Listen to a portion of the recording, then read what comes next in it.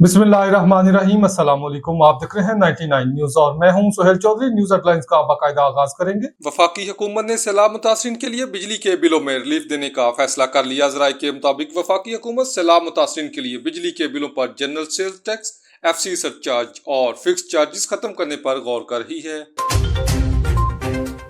मुल्क पर कर्जे और वाजबात मुल्क की तारीख की नई बुलंद तरीन सतह पर पहुंच गए। स्टेट बैंक ने जून 2025 तक मुल्क पर कर्जों और वाजबात के अदादोशुमार जारी कर दिए।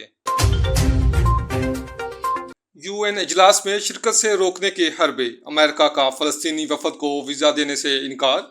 अमेरिका ने फलस्तीनी वफद को UN जनरल असम्बली के इजलास में शिरकत के लिए वीजा देने से इनकार कर दिया। मीडिया रिपोर्ट्स के मुताबिक अक़वाम मुत्तहिदा की कॉन्फ्रेंस न्यूयॉर्क के बजाय जेनेवा में कराए जाने के मुतालबात में इजाफा हो रहा है।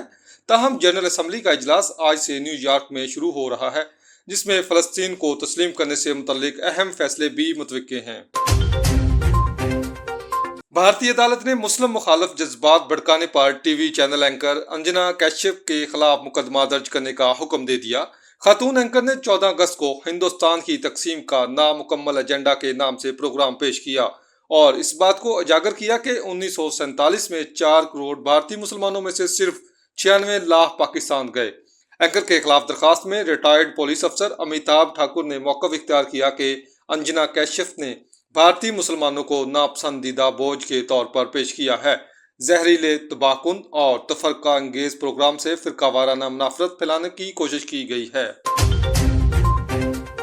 भारत ने दरिया सतलुज में मजीद पानी छोड़ दिया, जिसके बायस दरिया के बहाव में मजीद इजाफा हो गया। भारत ने पाकिस्तान में भारतीय हाई कमीशन के जरिए वजारत आबी वसाइल को दरिया सतलुज में पानी छोड़े जाने से मुतल्लिक आगाह किया, जिसके बाद वजारत आबी वसाइल ने फ्लड अलर्ट जारी कर दिया।